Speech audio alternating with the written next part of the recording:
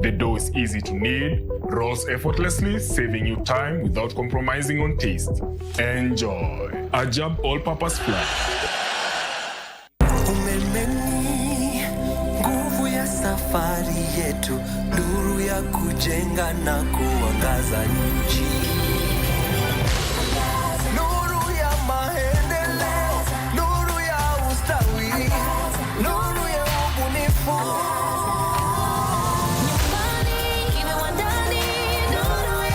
Dial *977# or download my Power app to access Kenya Power services fast and easy. Kenya Power, nuru ya Kenya. Life changes, and so can your insurance. In the event you are unable to pay your life insurance premiums for some reason, and you have paid your premiums for at least 3 years, don't worry. Your premiums haven't gone to waste. Your policy may remain in force under paid-up value, giving you reduced but valuable cover with no extra premium payments. It is recommended that you do not cancel your policy before maturity to receive the full benefits of your policy. Talk to your insurance company in the event you have challenges paying your insurance premium. Read and understand the terms and conditions of your policy. This message is brought to you by the Insurance Regulatory Authority, IRA. IRA. Bima bora kwa taifa.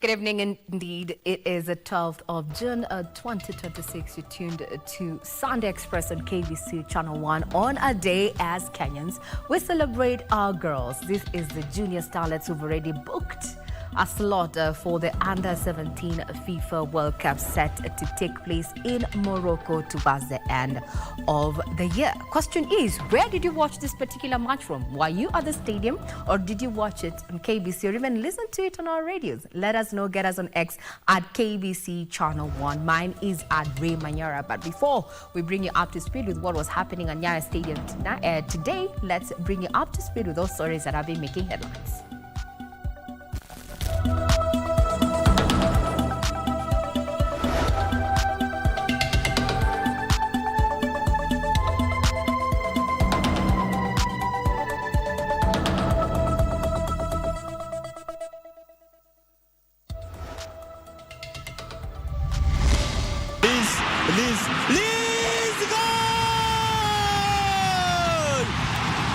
World Cup, here we come. Kenya's junior starlets stage a comeback against South Africa to seal Morocco ticket.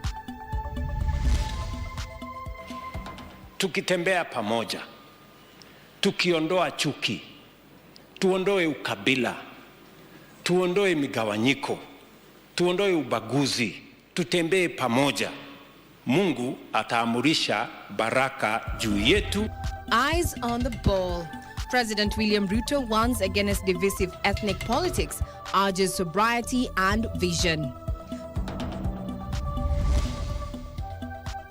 Maintain law and order. Calls for peace abound as days count down to the All-Kalau by-elections.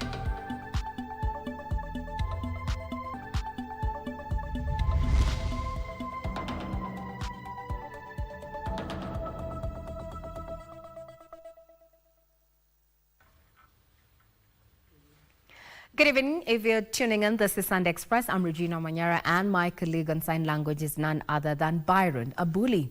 We start off with some good news where Kenya's junior starlets are heading back to the FIFA Under-17 Women's World Cup after defeating South Africa 3-1 at the Nyayo National Stadium, completing a dominant 5-1 aggregate victory.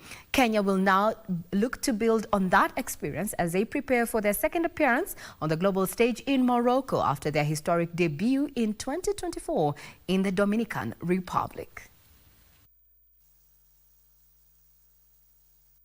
The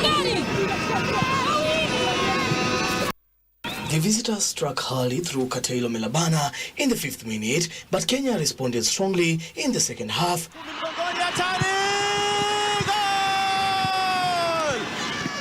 Starlets came back stronger in the second half, with fans playing a key role in the last half, where Gaudecia Maloba equalized in the 70th minute before Brenda Ward calmly converted a late penalty to put the horse ahead.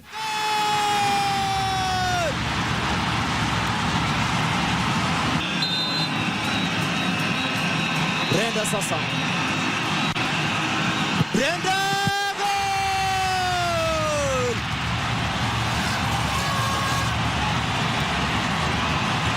Elizabeth Alizeba then sealed the victory with a third goal moments later, sparking celebrations among the home fans.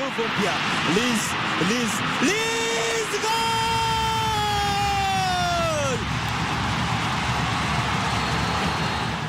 The win secures the junior starlet's second consecutive qualification for another historic milestone for Kenyan side, who became the first country's first football team to compete at a FIFA World Cup during their debut appearance in Dominican Republic in 2024. Kipindi cha kwanza wengi wao walikuwa wameogopa kiasi. Sasa tukarudi kwa changing room, tukaongea, tukawakumbusha wako nyumbani. Hata kama wajaicheza na fans wengi hivi, wa step up wako nyumbani watupatie results na wamefanya hivyo. We congratulate the Kenyans, they deserved, because you remember how we lost the game first leg. We knew it won't be easy away from home, but I'm proud of my girls. They did their best. It's just that sometimes the game, you'll try everything, then the results will do otherwise. In 2024 in Dominican, they registered a memorable victory over Mexico, beating them 2-1. Following the win, Kenya will now look to build on that experience as they prepare for another shot on the global stages. After the win, President William Ruto congratulated the team for the hard-fought victory and also assured them government support in the World Cup preparations. You have made us very, very proud. Thank you! You are the best. I love you guys. Congratulations. You make our country very proud. I am very, very proud of you, and you can count on my support 100%.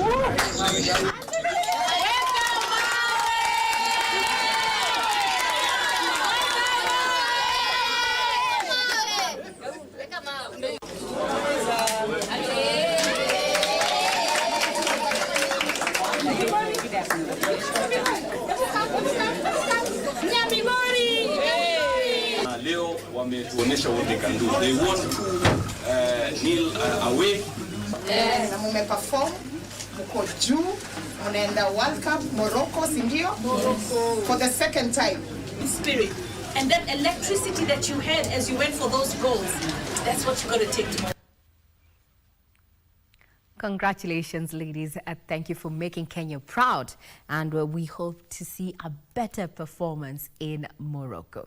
We'll continue keeping tabs on that, especially now that it's one of the trending topics that we're having on social media, with a majority of Kenyans just taking time to congratulate the team and also ask government to give them support to get to the World Cup and also some monetary stipend. So if you indeed watched this particular match or you're just hearing about it, tell us, what do you think about the Junior Starlets' performance and what would you want to see more for this particular team? We'll get that, we'll sample that in the course of Sunday Express. Our X handle is at KBC Channel 1. Now, President William Ruto has urged leaders and the electorate to shun divisive and tribal politics, saying politicking and rhetoric risk derailing the transformation of the country. Speaking at a church service at St. Martin's Cathedral Church in Kitui, the head of state warned Kenyans against electing leaders with no vision. And as Timothy Kipnusu reports, the president reiterated his commitment to equitable development across the country, regardless of political considerations.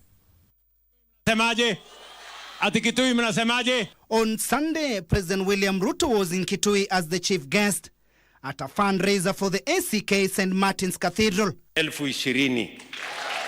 Here, the head of state vowed that he will not allow politics of hate and deceit to derail Kenya in its quest to develop from a third world to a developed nation.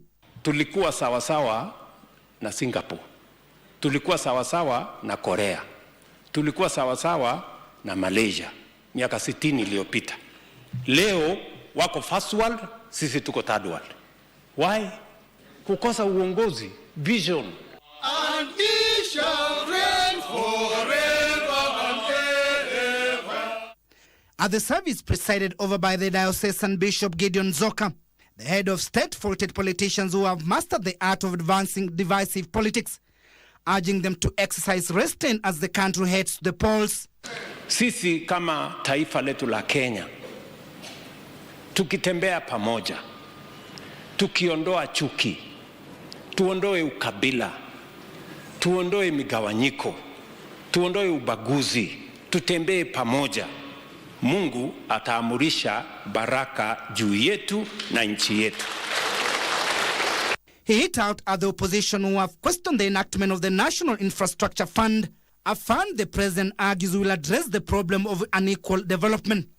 Naona sasa ile tunatengeneza hiyo National Infrastructure Fund, wetu wengine wanaenda kotini, wengine wanafanya sijui nini. It is highly commendable that the fund has already mobilized Kenya shillings 350 billion. This remarkable achievement is reducing our dependence on expensive borrowing while strengthening investor confidence. He blamed Kenya's underdevelopment on leadership inadequacies, warning the country against electing leaders who can't account for the time in leadership. Sisi kama wa Kenya, wakati tunatafuta viongozi kutoka MCA mpaka rais, tafuta mtu yuko na akili. Hapana piga kura kwa mtu mjinga, nchi yetu itapotea. I'm warning you. Mkichagua mtu hajui, hana vision, hana mpango yoyote, hana sera, hana agenda. Leaders who accompanied him, led by Labour Cabinet Secretary Dr. Alfred Mutua, called on Kenyans to support his re-election bid. Hachukui mtu ati kwa sababu anakaa vizuri, ati anaongea vizuri, anacheka vizuri. Wanachukua mtu ambaye anajua kufunga mabao. Na vivyo hivyo katika hali ya uongozi. Sisi katika nchi yetu ya Kenya tunajua kwamba wewe unajua kufunga mabao. Wewe ndio Messi wa Kenya. Wewe ndio Mbappe wa Kenya. I want to promise you one thing. Hii confusion iko kwa hiyo data. We are taking advantage of it. And come 2027, UDA will be the majority party in the county assembly of Kitui County. Most of the people who are in opposition, their issues are based on hatred, prejudice. But Your Excellency, you have invited each and everybody in this country through broad-based government to work with you. Tunashukuru kwa hiyo maneno yote umetufanyia, na kuna mengine rais umefanya, sijui kama unakumbuka. Kitui High School umetujengea a 12 classroom block, Your Excellency. Walinituma nikuje nikwambia asante sana. For the first time, Your Excellency, since this world came into being, the people of Miambani Ward in Kitui Central wanaenda kuona title deeds kwa sababu yako, Your Excellency. Zile story mingi rais unasikia, hizo story wachana nazo kabisa. These are the people that know what you are doing to this nation. With only 13 months left for Kenyans to go to the polls, President William Ruto is leaving nothing to chance, seeking to strengthen his political base, wooing the over 1.7 million voters in Ukambani region, in a region perceived to be a stronghold of Wiper Patriotic Front leader Kalonzo Musyoka. Timothy Kipnusu for Sunday Express, Kitui County. Now that report from Kitui takes us to a fast breather right here on Sunday Express. Do not go away. We have so much in store for you.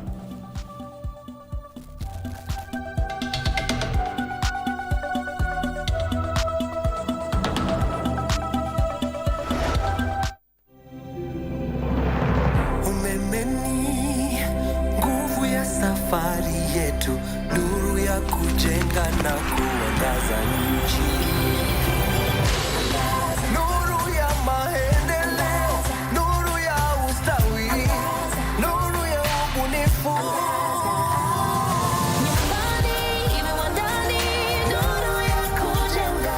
Dial *977# or download my Power app to access Kenya Power services fast and easy. Kenya Power, nuru ya Kenya. This is quite a game. It'll be a free kick.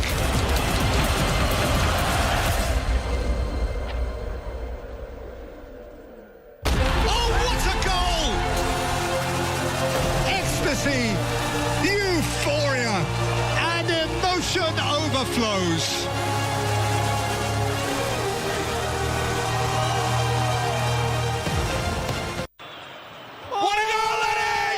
Michuano ya kombe la dunia yanakaribia kilele na sasa ni kufa kupona. Farasi wawili wanaopatana ugani, ni mmoja tu ndiye atakayesalia, huku mwingine akifunganya virago na kuelekea nyumbani. Je, ni timu gani itakayotwaa ubingwa huu mnamo Julai 19 pale MetLife Stadium? Jibu hili utalipata hapa KBC Channel 1, tukikupeperushia matangazo ya FIFA World Cup moja kwa moja kutoka Mexico, Canada na USA. Goal! They've done it! Pia unaweza kupokea matangazo haya kupitia stesheni za redio za KBC. Istoshe, kwa wale wanaopenda kuona mechi kupitia big screens, KBC itawatembelea mtaani kwenu. World Cup iko KBC. KBC, your true sports partner.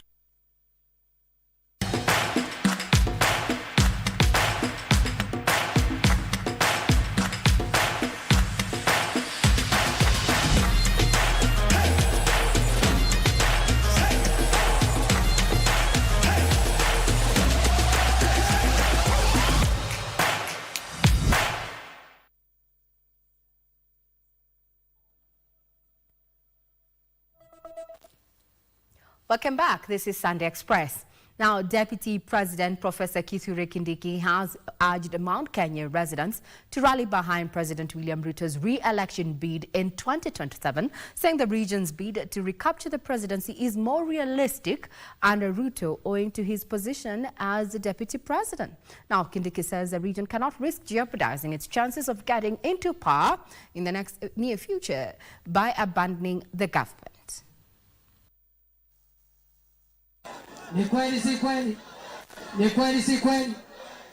On Sunday, Deputy President Professor Kithure Kindiki pitched tent in Meru County for a series of church meetings in the area. Later, the DP held a political rally in Lare town.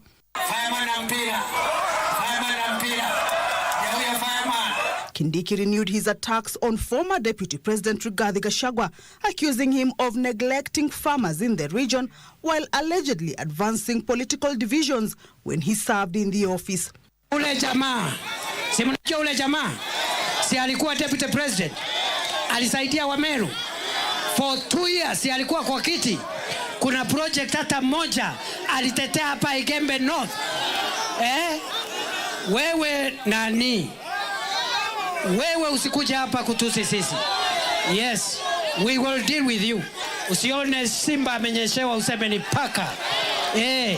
Fireman sio rika yako. Kindiki warned the Mount Kenya region against what he called political gambling in the upcoming elections as the region is taking on the 2032 elections. Ili timu yetu ipate ushindi, mwenye anapewa mpira ni yule yako karibu na lango.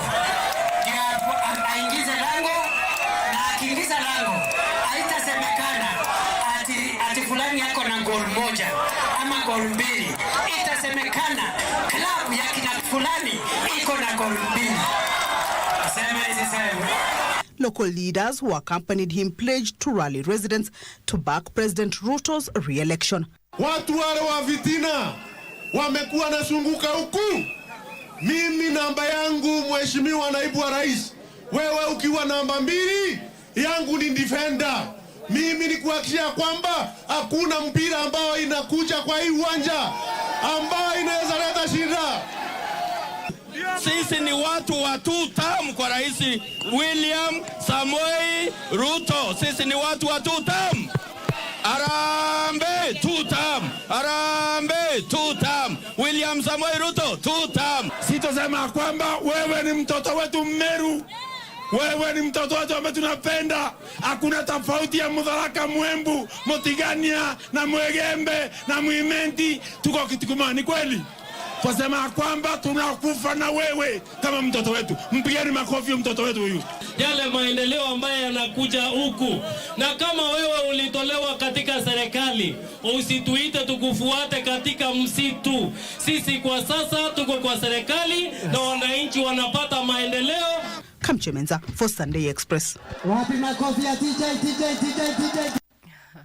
Still on matters politics, the Orange Democratic Movement Party is calling on its supporters to back the re-election of President William Ruto next year to raise their party's bargaining power in the formation of the next government. Party leader Oburu Oginga and the section of principal secretaries from Nyanza said the region was now benefiting from government projects courtesy of President William Ruto's leadership after being marginalized for decades. Similar sentiments were made by National Assembly Speaker Moses Wetangula in Bungoma County. Mula Nyakach, 100,000. The Orange Party sustained its citizen engagement through a fundraising event in Luo Nyanza region, Maguti Catholic Parish in Kedube, Homa Bay, being their host on Sunday. ODM party leader Oburu Oginga rallied the Nyanza electorate to support President William Ruto's re-election bid and voting ODM leaders in order to place the party in a better negotiating position during the formation of the government. When we are going to sit with President Ruto for fair sharing, he is going to ask me, Oburu, how many votes, how many councillors, how many governors have you brought on the table? The leaders allied to the broad-based government praised William Ruto's leadership, saying areas perceived to be opposition zones were also being developed. We thought that we needed a Luo to be president for Nyanza to be developed. And yet, William Ruto is not Luo and is doing a lot of great things in Nyanza. All you need is a nationalist leader like William Ruto. As a president, he has managed to bring this country together. When we talk about the developments, when the senator speaks of what is happening in Homa Bay County, it's a replica of what is happening in each and every part of this country. Similarly, in Bungoma County, National Assembly Speaker Moses Wetangula called on Bungoma residents to back President William Ruto's re-election bid in 2027. Wetangula argues the Kenya Kwanza administration has delivered on key development promises that are transforming the country. Kwa miaka 3-4 Ruto amekuwa hapa zaidi ya mara 10. Kwa mambo ya maendeleo, yeye hakuja hapa kutafuta pombe, anakuja kwa mambo ya maendeleo. Elsewhere, Interior Cabinet Secretary Kipchumba Murkomen has condemned incidents of incitements and goonism in political gathering in Olkalau and other parts of the country, assuring that the government will protect everyone irrespective of their political affiliation. Tutahakikisha Olkalau by-elections tarehe 16 itaenda vizuri, na tutahakikisha Kenya mwaka kesho itakuwa na uchaguzi wa amani na utulivu. Murkomen made the remarks at Bishop Hannington ACK Cathedral, Mumias, Kakamega County. And Public Service Cabinet Secretary Geoffrey Rocco has dismissed the political association between Wiper Party leader Kalonzo Musyoka and Democracy for Citizens Party leader Rigathi Gachagua, saying it is of no benefit to their Kamba community. Kwa sasa tumekutana na ambaye ya Kitui, ya Makueni na ya Machakos. Nitaenda nipeleke ripoti kwa Mheshimiwa Rais. Nimwambie vile tumeongea na mmekubali ya kwamba mtaunga mkono serikali yake na mtamuunga mkono 2027. CS Roko made the remarks in Kitui County after meeting 22 Akamba clans, where he was installed as an elder of the community by the Akamba clans governing council of elders. Gishoke Washira, Sunday Express.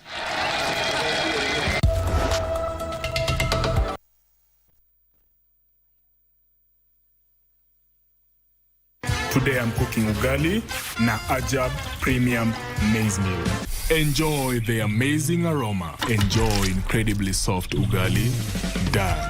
Ingia ligi ya kipekee na Ajab Premium Maize Meal.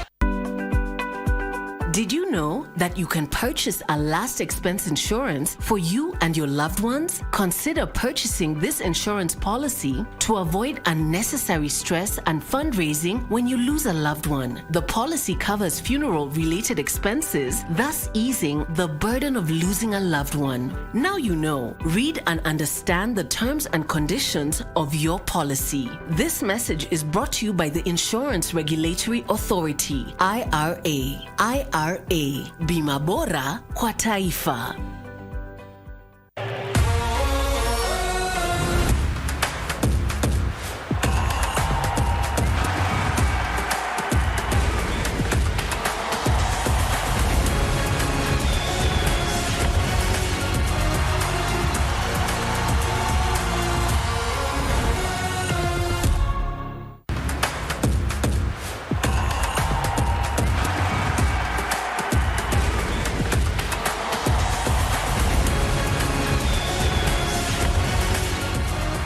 This is quite a game.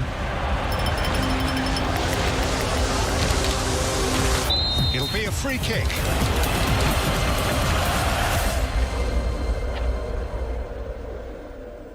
Oh, what a goal!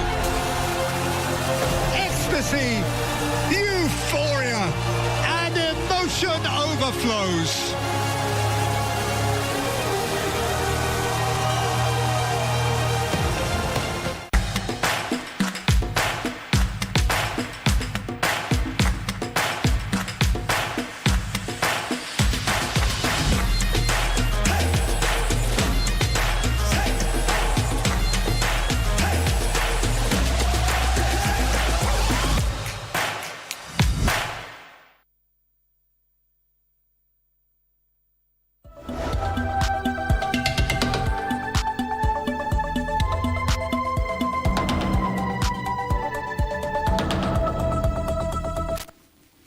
Welcome back.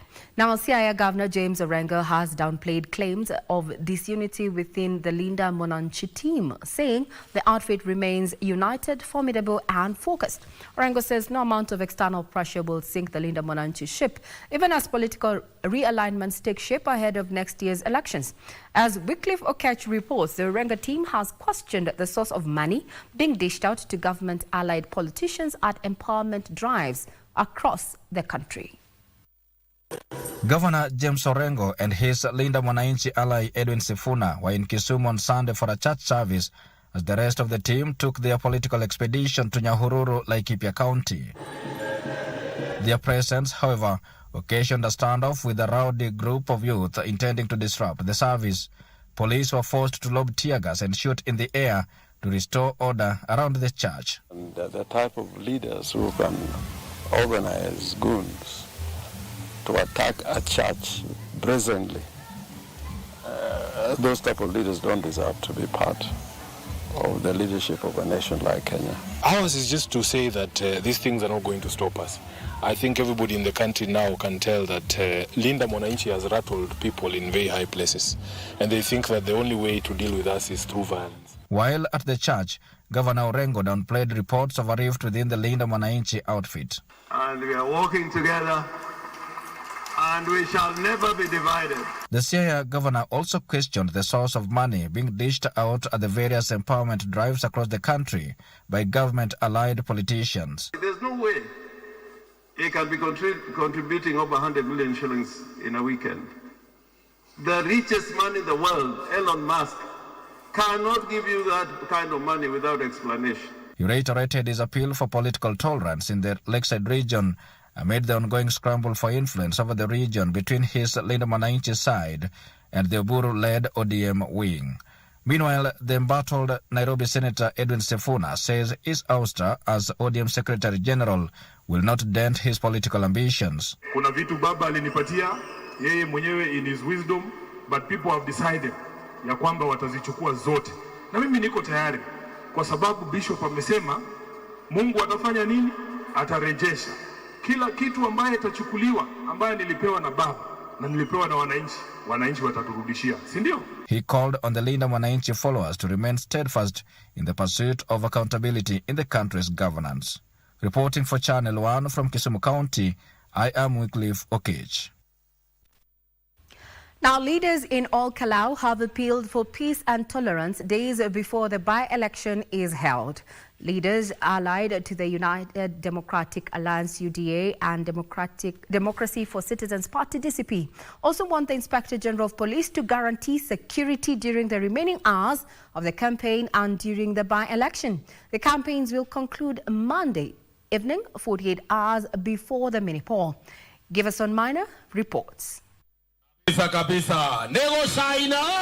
the campaigns for the Ol Kalou parliamentary by-elections enter the home stretch, leaders from across the political divide are urging their supporters to exercise restraint and avoid causing mayhem ahead of Thursday's mini-polls. In the hunt for votes, UDA leaders, led by Nyandarua MP Faith Gitau, attended a church service at the Full Gospel Church in Ol Kalou town, where they condemned Saturday's violent incident, calling on the relevant security agencies to take firm action against those responsible. Huyu kijana amekuwa na mheshimiwa Kiaraho for 13 years. Kwa hivyo anajua maono ambayo Kiaraho alikuwa nayo. And I believe he's the only one. Anajua tena kidani ya hayo maono ambao Kiaraho alikuwa nayo. Their campaigns concluded in a rally at Captain Center, where UDA chairperson Cecily Mbaride and other leaders urged residents to back the UDA candidate Samuel Mushina, who would guarantee the perpetuity of government programs. Na mmesikia wa Mudende mwenyewe akiwapatia ushuhuda ya ile kazi imefanywa na serikali katika Mbeere North. Na mtajua mmefanya kitu mzuri tarehe 17. Kwa sababu mutaona mambo ikianza kubadilika na tayari mumeiona. The DCP camp, on the other hand, what Mirangine Catholic Church, where they sustained pressure on the IBC to ensure that the mini-poll is free and fair. Sisi kama chama tumepeana njia mwafaka na tumesema hakuna mtu yoyote wa chama yetu amepatiwa any direction ya kupanga vijana wote wa kuharibu amani. Kwa hivyo tunashangaa sana kuona matamshi ya chairman wa IBC akisema kuna uwezekano wa kuwa na violence hapa Ol Kalou na kuna uwezekano wa kusimamisha uchaguzi.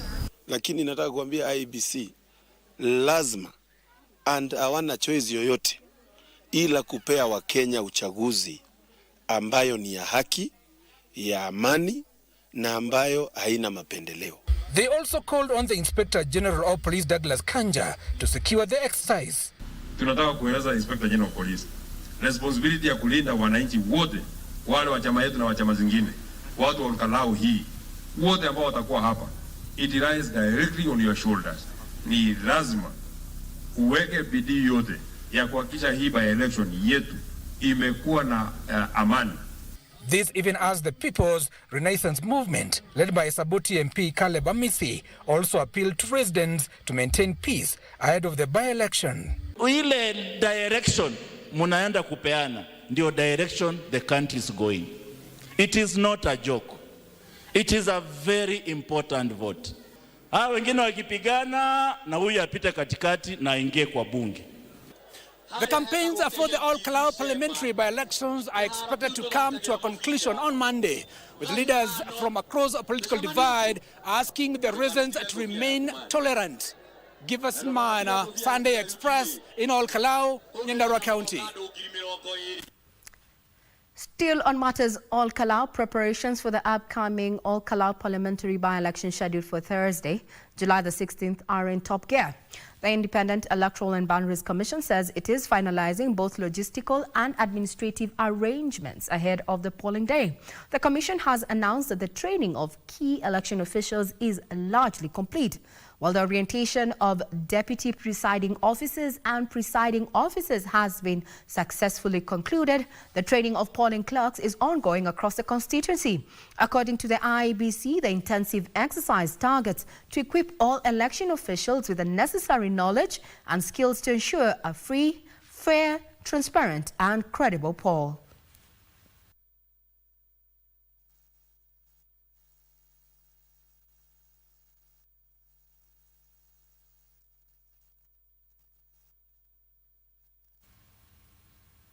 Well, we have a team, as we have been keeping tabs on what is happening in Olkalau, and continue keeping tabs on that up until the election and even post the by-election. Now, the head of public service, Felix Koskei, has challenged professionals across the country to actively step up and take charge of policy making, budgeting and public oversight to track how the taxpayers' money is used in various projects. Koskei, who graced an engagement forum with Kakamega County professionals at Masinde Muliro University of Science and Technology, emphasized the role of professionals in supporting the successful implementation of government projects. Our professionals. Tens of professionals drawn from across Kakamega County converged at Masinde Muliro University of Science and Technology to discuss their role in community development. Let us be people who participate in the policy making process, whether it's budgetary, whether it's legislation, whether it's project formulation.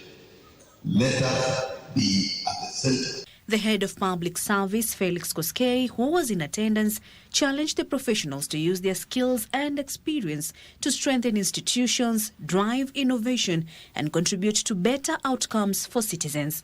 And this is for that matter. We have doctors. We have engineers. Why are our roads substandard? That road outside your home. Who will oversight it? Whom are you expecting? We have everybody else here.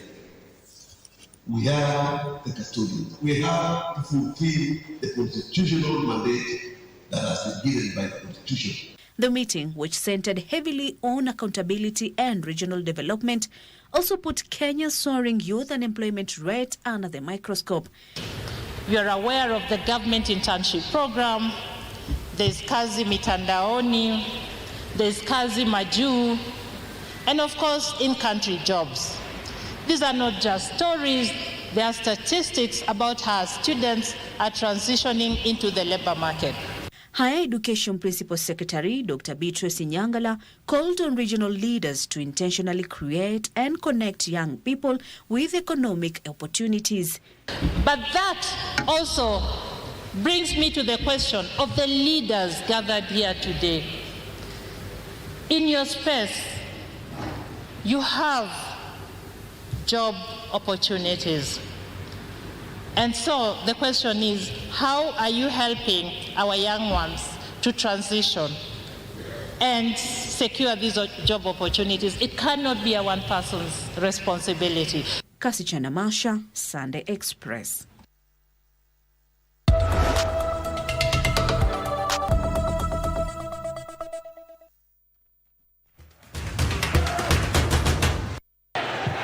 Open up invitingly, it's Bill, it's in, it's Jude Bellingham, it's 2-1 England right at the start of extra time.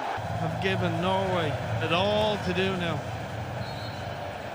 Couldn't quite grasp it, Neelan, maybe changed direction right at the end. Bellingham is in for his second, just as he did against Mexico, his 6th goal of this World Cup, and only Messi and Mbappe and Haaland have got more than that. Thomas Tuchel, a big delivery right at the start of extra time. Yeah, special mention for Saka. I am Chef Ombachi. Today I'm cooking ugali na Ajab Premium Maize Meal. Boil water, done. Add Ajab Premium Maize Meal. Done. Grab your milk and stir the mixture. Done. Enjoy the amazing aroma. Enjoy incredibly soft ugali dal. Ingia ligi ya kipekee na Ajab Premium Maize Meal.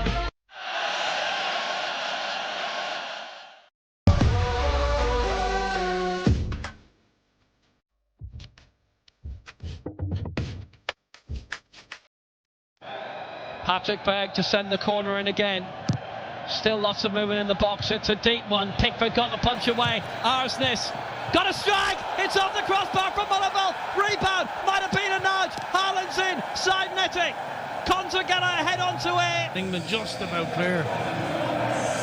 Oh, it's a really good header by Wolf. Really unfortunate that doesn't find the back of the net.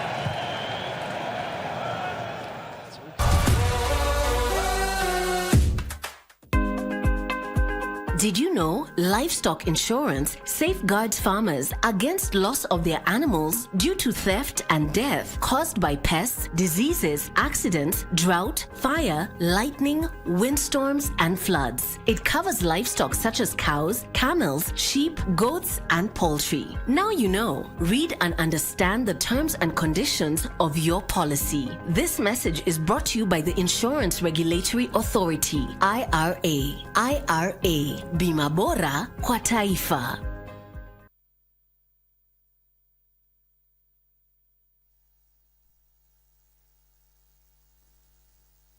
Residents of Nyandiwa village in East Gam ward in Gam constituency, Siaya County, are mourning 2 miners who were killed after a gold mine they were working in collapsed.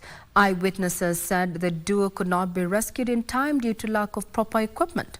Following the tragedy, the chairman of the Ba Kalare Cluster Artisanal Miners Association, Maurice Otieno, has called on the national and county governments to help small-scale miners acquire basic safety equipment. Tulikuwa tunafanya kazi, tulisikia sauti, baadaye tukawaita waliokuwa karibu ili wakuje watusaidie tuone inachotokea. Tukiingia huko chini tukapata kama wawili wamezekwa na mchanga. Naambia vijana wenye tuko na hapa Balikalare tusife moyo na hii si mwisho wa safari. Wenye wametuacha, but sisi tungangane kujituma ili tusonge mbele kama vijana, kwa sababu saizi hakuna kazi yote. Ajali na ajali, ukiwa wapi unaweza kupata ajali, anyway unaweza kupata ajali. Serikali kama wanaweza kusaidia sisi na helmets na gloves na gumboots ya kufanya hii kazi.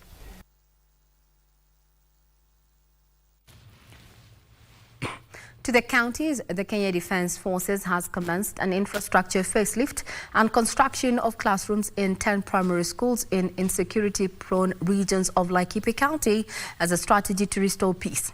Details in the county's news roundup. Defence Principal Secretary Patrick Mariru, who commissioned the project, said the classrooms would be ready for use in the next 2 months. The project includes the expansion of schools that offer boarding facilities to boost enrollment and promote retention of learners. Most of the schools earmarked in the project border the expansive Mukogodo Forest in Laikipia North constituency. Mheshimiwa President wetu amekuja hapa Dondo juzi akaongea maneno ya hiyo forest ambayo iko na shida, kuna wakora wako hapo, akaamurisha ufanyiwe hao wakora wote watolewe kwa Mukogodo Forest. Akasema mashule zenye zimekaribia hiyo Mukogodo Forest ziweze kushughulikiwa. Meanwhile, former Chief Justice Willie Mutunga has called on scholars to prioritize preserving literature as a way of shaping society and important stories for future generations. He was speaking during the launch of a Kenyan novel, A Father for Adamba, written by Daystar University lecturer Dr. John Mudegu.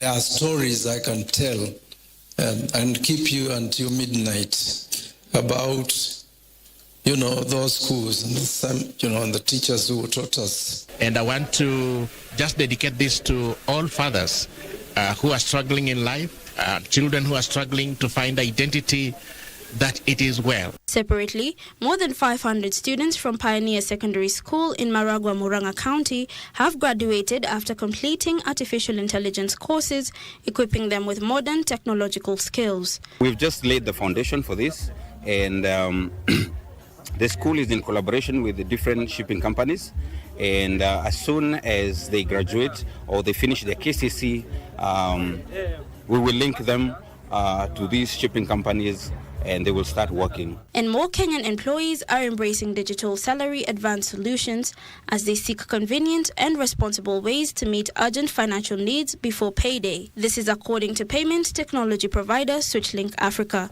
For other products that we envision that we'll give to our staff members, like let's say, for example, they will be able to do investments with their salaries directly on the same platform.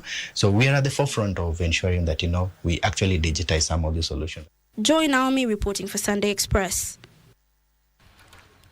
Well, from the counties, we're going to be bringing you up to speed with stories that have been making headlines in the sporting arena with none other than my colleague Bernard Okung. But before we speak sports, how about we take a quick breather? We'll be right back.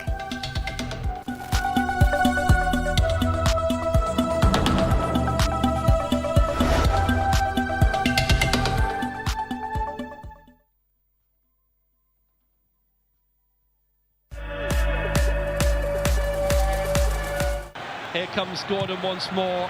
Gordon in the middle. Lovely ball. Nice control. Jude Bellingham equalises. It didn't take England long at all. Only 10 minutes. He's been prolific during this World Cup. I mentioned Scholes, Gerrard, Lampard, Rooney, all of the greats, Gaza, had their own big moments. Bellingham has joined them, and can he eclipse them in this World Cup we're about to see? Jude Bellingham pounces for his 5th goal of this World Cup. It's his 11th for England in 54 internationals.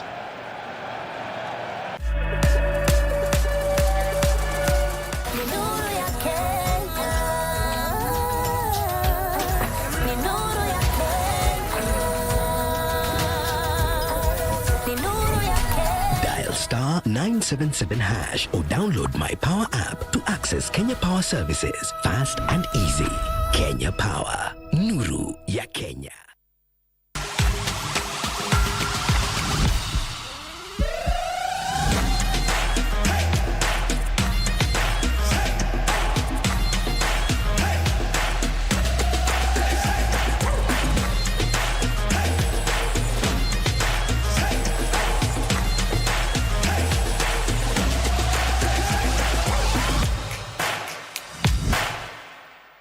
Join us today and enjoy quick loan approvals, attractive returns on your investment, and unmatched customer experience. Membership is now open to all. Port Saco, uplifting people.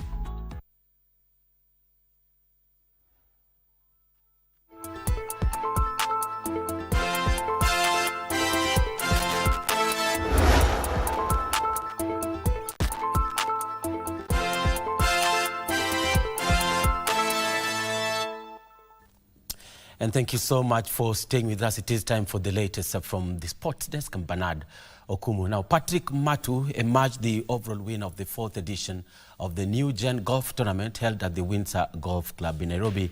M. Kubo was the men's winner, while the ladies' title was won by Anna Meingi.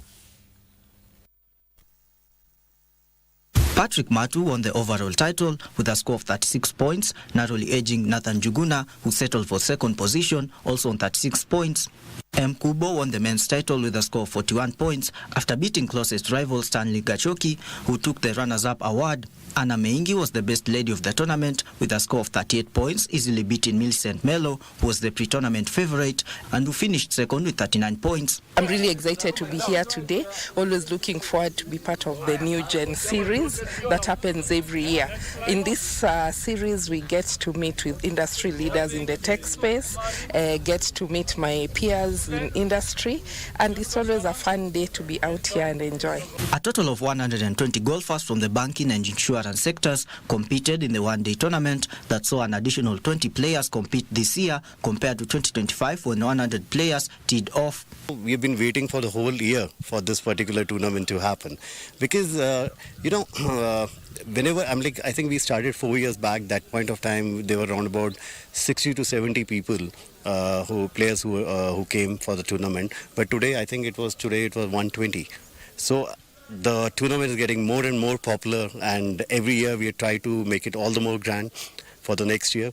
And we have actually started local skill development with our partners here, and stationed 2 of our technical leaders here to develop the Kenyan IT community on the platform and skills. The number has doubled from the first edition in 2022, when only 60 players competed in the inaugural tournament that has always been held at the Windsor, and the organizers, New Gen, are now planning on making the event a 2-day tournament from next year due to the rising number of golfers. And now to grassroots soccer, where Bamside FC are the inaugural champions of the Ivan Sifuna football tournament after edging Congo Reform by 8-7 in a dramatic penalty shootout following a goalless draw in the final played in Nairobi. The inaugural tournament attracted more than 20 clubs, providing a competitive platform for grassroots football and showcasing emerging talent from across Nairobi. Neither sides managed to break the deadlock in regulation time, forcing the contest to penalties, where Bamside held their nerve to lift the first ever tournament title. The only way ya kuweza kuleta mavijana pamoja ni watoe huko mtaani kwa kukaa kwa kikula mikoka ama wakishia na vitu kiraimu kwa village, si kitu mzuri. So nikasema nitawaleta pamoja, na nikasema njia ya kuwaleta pamoja ni kukuwa na kitu kama hii. In the third place playoff, Solidarity FC also triumphed on penalties after overcoming Rangers FC following another tightly contested encounter. The only way kama mavijana kunishikilia ama kunisupport ni kunisupport through ballot, si kwa social media. Tukifanya social media hiyo ni kutanganyana mchana, si ni ukweli? So naomba mavijana tushikane, tunapoendelea hivi tushikane hivyo paka tunapofika huko 2027, na hii kiisha pia tuko na ingine. For their victory, Bamside walked away with the tournament trophy and a cash prize of 100,000 shillings, while runners-up Congo Reform received 70,000 shillings. The inaugural Ivan Sifuna tournament attracted more than 20 clubs, providing a competitive platform for grassroots football and showcasing emerging talents from across Nairobi. And now to World Cup news now, where Argentina and England booked their places in the 2026 FIFA World Cup semi-finals after dramatic extra-time victories in their quarter-final clashes. Argentina beat 10-man Switzerland by 3-1, with Julian Alvarez and Lautaro Martinez scoring late in extra time after Alexis McAllister's opener had been cancelled out by Dan Doy. Switzerland played the final stages with 10 men after Bril Embolo was sent off following a VAR review. Meanwhile, England also needed extra time to overcome Norway, with Jude Bellingham scoring twice to inspire Thomas Tuchel's side to a 2-1 comeback victory in Miami. The result sets up a blockbuster semi-final between Argentina and England on Wednesday, with a place in the World Cup final on the line. A Palace legend now, having won the cup with them. Open up invitingly. It's Bill. It's in. It's Jude Bellingham. It's 2-1 England right at the start of extra time. Oh, would you believe it? Nolan has been to here. Might have another opening. Chance to get it out wide. Shelder up. You know who they'll be aiming for. He went for himself. What a magnificent goal by Andreas Shelder. The one change. Anderson controlled it well. Here comes Gordon once more. Gordon in the middle. Lovely ball. Nice control. Jude Bellingham equalises. It didn't take England long at all. Yes, indeed, Regina. That particular semi-final matchup is already complete. Now we know who's gone on to the semi-finals, and we know who is drawing back home. Oh, no, don't say that. I will miss Haaland. I will miss Haaland both on the pitch as well as on his socials. He's been a man to watch. And for a person who doesn't know much about soccer, I've really liked the underdogs and the performances that we did not expect. But as it stands right now, I think I want Any other team other than Argentina to carry the day? So yes, last night when they were playing Switzerland, you were hate watching? I did watch, I think. You did watch, it was at 4 a.m. No, but I anyway, wasn't. they are the holders, and if they are able to go all the way and retain the title, then they'll do maybe something that has not been done since 60s. Argentina, that yes, is. Retaining the title again, because since 60s, that's when, last happened the... But England has been saying it's coming home. Maybe it should just finally get home. Yeah, finally, it should just get home, isn't it? Yeah, for real. And it's a song actually. It's a big song. It's a big song in UK, and hopefully they live up to that parade. Maybe people are looking forward to it, and we all. I'm putting my money on England or France. I don't know where you. I'm with you. You're with me, England right? or France? Yeah, sure. All so right. Let's see if our bet maybe we'll hold on Sunday, such a time. Yes, we'll be here. God willing, we'll be watching. So thank you very much for keeping us company on Sunday Express. Remember, this is KBC Channel 1, your true sports partner. We'll continue keeping tabs on what is happening in sports, including World Cup, and now that we know our junior starlets are off to the FIFA Under-17 World Cup set for Morocco, I think towards November this year. Sure. We'll be keeping tabs. I'm Regina Manyara. My colleague on sign language has been none other than Byron Abuni. I'm Bernardo Kumu. Have a great week ahead.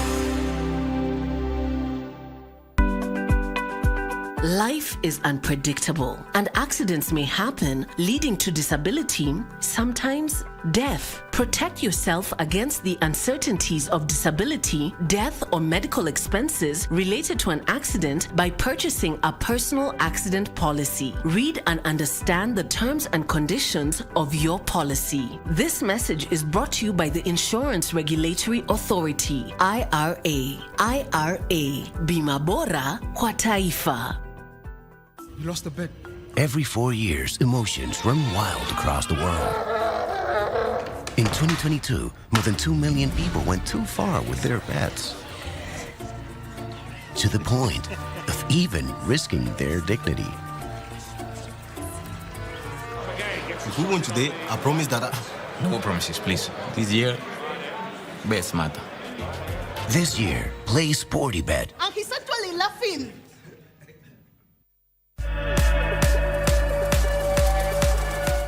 Here comes Gordon once more. Gordon in the middle. Lovely ball. Nice control. Jude Bellingham equalises. It didn't take England long at all. Only 10 minutes. He's been prolific during this World Cup. I mentioned Scholes, Gerrard, Lampard, Rooney, all of the greats, Gaza, had their own big moments. Bellingham has joined them, and can he eclipse them in this World Cup we're about to see? Jude Bellingham pounces for his 5th goal of this World Cup. It's his 11th for England in 54 internationals.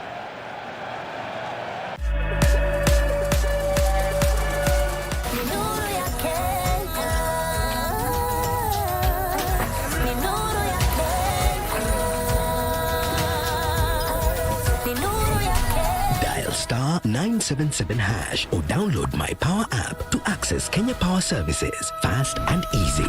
Kenya Power, nuru ya Kenya. What a goal that is! Michuano ya kombe la dunia yanakaribia kilele na sasa ni kufa kupona. Farasi wawili wanaopatana ugani, ni mmoja tu ndiye atakayesalia, huku mwingine akifunganya virago na kuelekea nyumbani. Je, ni timu gani itakayotwaa ubingwa huu mnamo Julai 19 pale MetLife Stadium? Jibu hili utalipata hapa KBC Channel 1, tukikupeperushia matangazo ya FIFA World Cup moja kwa moja kutoka Mexico, Canada na USA. Goal! They've done it! Pia unaweza kupokea matangazo haya kupitia stesheni za redio za KBC. Istoshe, kwa wale wanaopenda kuona mechi kupitia big screens, KBC itawatembelea mtaani kwenu. World Cup iko KBC. KBC, your true sports partner.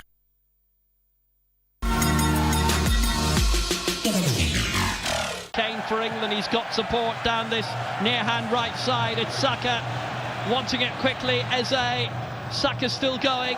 Now he's got a chance to shoot himself, but it's straight at Neelan. Yeah, shouldn't be straight at Neelan. He's got to pick out maybe another player. England back in. And they could wrap it up here. It's opened up edge of the area. Good chance, Spence. Saka now. What a miraculous save by Neelan. How good has Saka been? But Neelan there, you'll see the difference here. The shot's very similar distance, but he pushes it away and it's harder for Saka. Nobody.